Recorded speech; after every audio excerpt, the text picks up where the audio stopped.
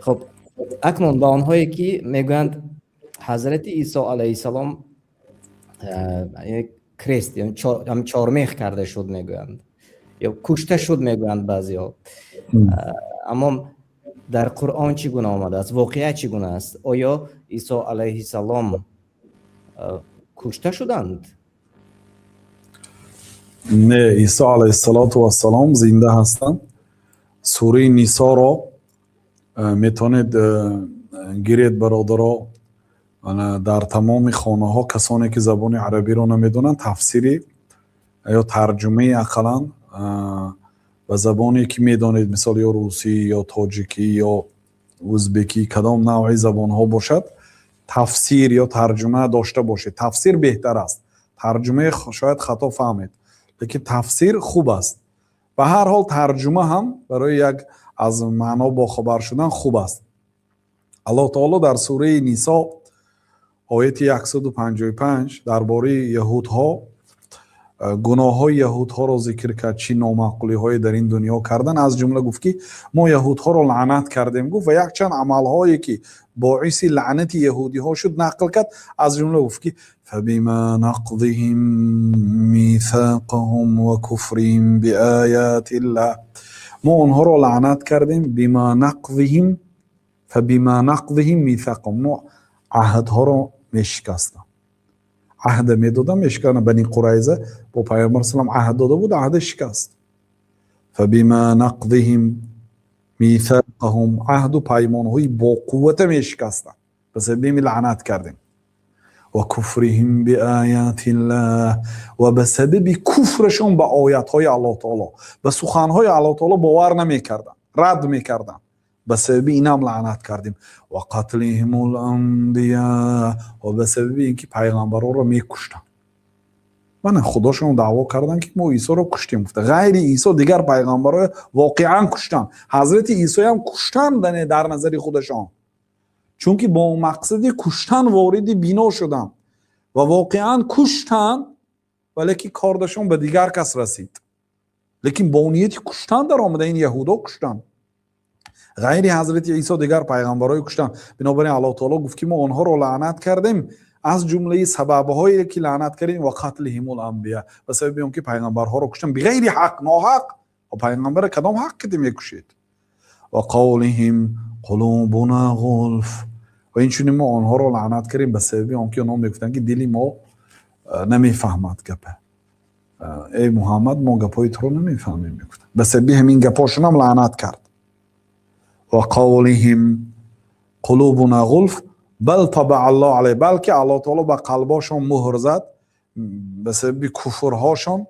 بل طبع الله علیه بکفرهم فلا یؤمنون الا قلیلا، کم ایمان میبیرن. بنابراین یهودی که مسلمان شده است در تاریخ کم است، نصرانی که مسلمان شده است بسیار است، اما یهود کمی کم. مانند عبدالله ابن سلام سردار یهودی های مدینه بود. وقتی که پیامبر صلی الله علیه و آله به مدینه اومدن با برابری دیدن ایمان آورد. از دور دید و گفت که این پیغمبر است. گفت روشی دروغگویی به مانند نیست. گفت این پیغمبر است، چون که اونا در کتاباشون وصف پیغمبر میخوندن. یعرفونه کما یعرفون ابناءهم. الله تعالی میگه که یهودها و نصارا پیغمبر صلی الله علیه و آله رو میشناختن چه خیلی که پسرهاشون رو میشناختن. بنابراین با وجود دیدن شناخت، بعد اومد و اسلامش پنهانی گفت که ای محمد، ای پیامبر، من به شما ایمان آوردم. گفت لیکن یهود بسیار قومی خیانتکار و بد است.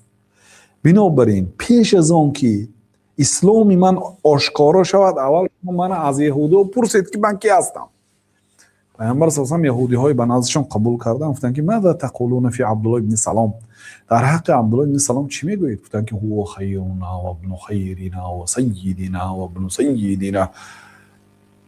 عبدالله ابن سلام بهترین یهودی ها هست و سرور یهودی ها هست و پسری سرور یهودی ها هست. بهترین ما هست، پسری بهترین ما. این خیلی تعریف کردن. بعد پیامبر صلی الله علیه و آله که ارایتم لو اسلم، و من خبر دید اگر رفت و مسلمان شود چی؟ مثلا مسلمان شود چی؟ مثلا گفتنش ممکن که اگر مسلمان شد ما هم قبول میکنیم. گفتنش ممکن. ببینید چی گفتن. نه گفتن هیچگاه وای اسلام قبول نمیکنن، هیچگاه. او پاک است از قبول کردن اسلام، ممکن نیست این کار. بعد گفتن عبدالله ابن سلام برو. عبدالله ابن سلام در پشتی پرده بود. برو گفتن. برو اومد گفت که اما انا فاشهد ان لا اله الا الله و اشهد ان محمد رسول الله. من باشم گواهی میدم که غیر الله تعالی دیگر معبودی بر حق نیست و گواهی میدم که محمد بنده و رسول الله هستند. گفتن که هو شرنا و ابن شرنا، این بهترین آدمی ما بود، پسری بهترین آدمی ما بود. همین خیلی حقارت رو داشنما کردن. حاضر خودش این بهترین آدم بوده بود. بنابراین الله تعالی گفت فلا یؤمنون الا قلیلا، به سبب کفرهاشون کم یهودی ها اسلام میبیارن. و بکفرهم و قولهم على مریم بهتانا عظیما، این چونین ما آنها را لعنت کردیم به کفرشون و به سبب قولشون نسبت مریم بهتان عظیم. حضرت مریم زیناکار گفتن نعوذ بالله. تا حاضرم اعتقاد دارم. یعنی اونا عیسی پسر الله نمیگن یهودی ها مانند نصرانی ها. نصرانی ها عیسی را از مرتبه پیغمبری به مرتبه الله برآوردن. یهودی ها از مرتبه پیغمبری اون طرف است فلد الزنا گفتن، از زنا تولد شدگی است. یعنی یهودی ها نسبت پیغمبری نصرانی ها اعتقاد دارد که از زنا تولد شدگی است. بعد اینا دوست میشن. اینا یهودی ها اصلا بین همدیگر هم دوست نیستن. الله تعالی میگه که در قرآن کریم محکم قرآن است تحسبهم جمیعا و قلوبهم شتى. شما یهودی ها رو فکر میکنید که اونها یک جایه هستن، ظاهرا یک جایه هستن، لیکن قلوبهم شتى، قلباشون گوناگون از اونها همدیگر دوست نمیدارن. نباشد یعنی که در دنیا دستاشون دراز است در همه جا، لیکن با وجودی همین اینش هم پشتوانش یهودی هست، اینش هم پشتوانش یهودی، هر دوش با هم دیگه جنگ داره. برای چی؟ دو کشور با هم دیگه جنگ داره، پشتوانش یهودی هست. برای که الله تعالی میگه تحسبهم جمیعا و قلوبهم شتى، شما گمان میکنید که اونا یک جایه هستن، متحد هستن، لیکن قلباشون گوناگون پراکنده هست. خب الله تعالی سببهای لعنت شدن یهودی ها رو پای در هم در سوره نساء و در پیشترش گفته بود که و باکلهم الربا، به سبب ریباخوری هاشون و قد نهوا عنه، و حالا که از ریبا منع شدن، از پرسنت خوردن و اموال مردم ناحق میخوردن، پاره میگرفتن، رشوه میگرفتن، یک دنیا نامعقولی ها میکردن. از جمله در حق مریم بهتان کردن، ما لعنت کردیم به سبب تهمتاشون.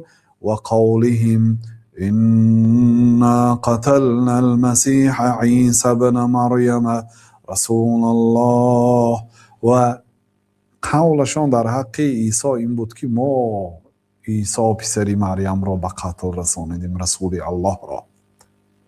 یعنی رسول اللهی که مسلمان ها اعتقاد دارند، جزئی از نصرانی ها که در دینی تازه خودشان باقی مانده، اینا اعتقاد دارند که عیسی پسر الله نیست، بلکه عیسی پیغمبر الله است. خب یهودی ها گفتن که ما عیسی پسر مریم رسول الله را به قتل رسانیدیم. الله تعالی بعد رد زد. یعنی به سبب همین کاراشون و سخنهاشون ما آنها را لعنت کردیم. بعد الله تعالی که و ما قتلوه و ما صلبوه، حضرت عیسی را نه به قتل رسانیدن نه چارمیخ کردن، صلب نکردن. صلب یعنی چارمیخ از دست و از پایهاشون برآورده میخ زد، نادرست است، یا پیشانی یک داد، این نادرست است. الله تعالی میگه ما قتلوه، صراحتا الله تعالی رد میزنه در قرآن که میگه به قتل نرسانیدن، لیکن قتل کردنی بودن و الله نگاه داشت. و ما صلبو، چارمیخ هم نکردن، ولکن شبه لهم، لیکن برای آنها مانند کرده شد.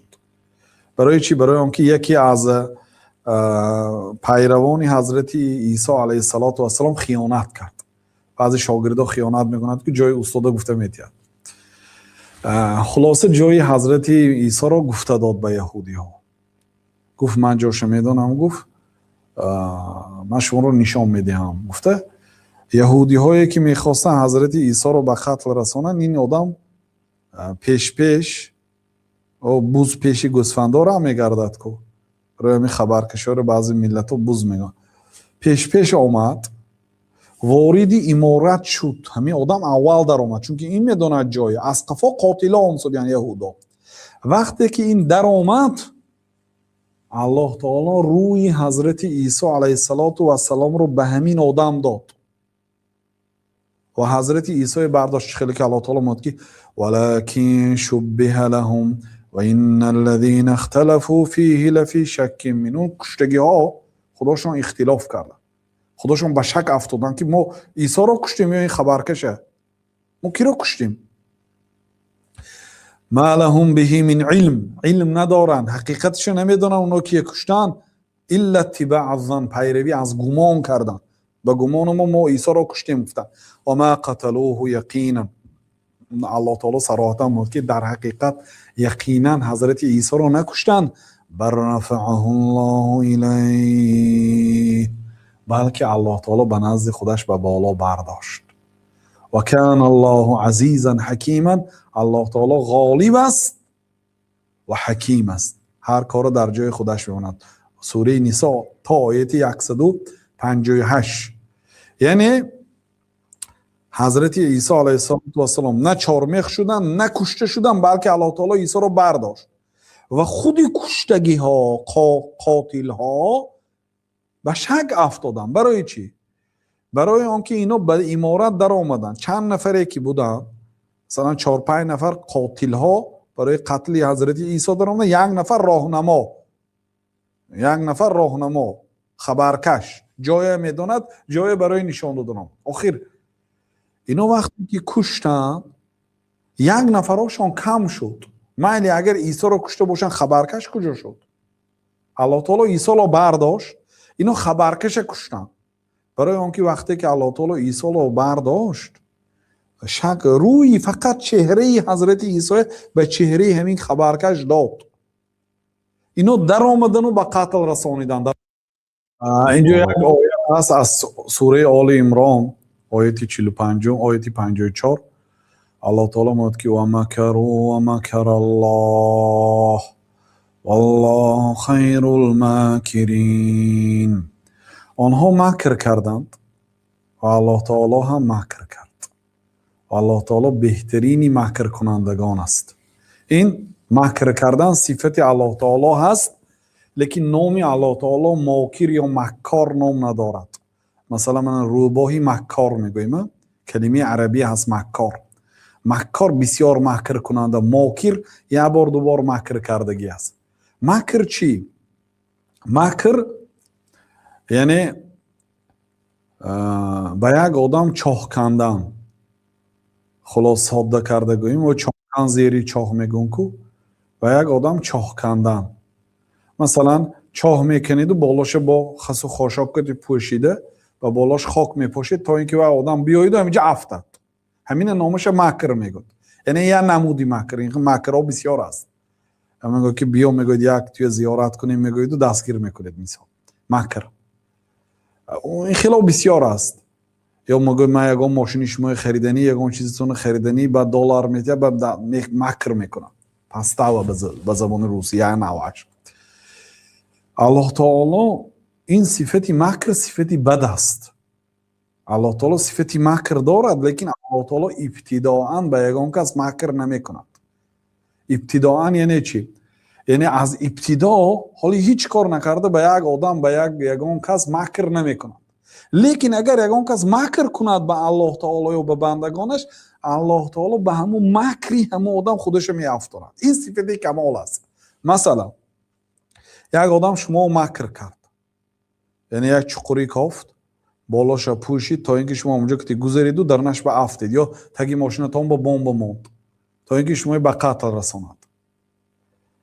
اگر شما زیرک باشید و همین خیل کار کنید که همون آدم در همین ماشین بدارد و خودش ترکت، این دلالت به صفتی بزرگی شما میکند. یعنی ساده تر کرده گوییم همین صفت در الله تعالی نیست که الله تعالی یگان آدم پیشه که تگی ماشینش رو بمب موند و بعد وی ترک کند. این مکر است.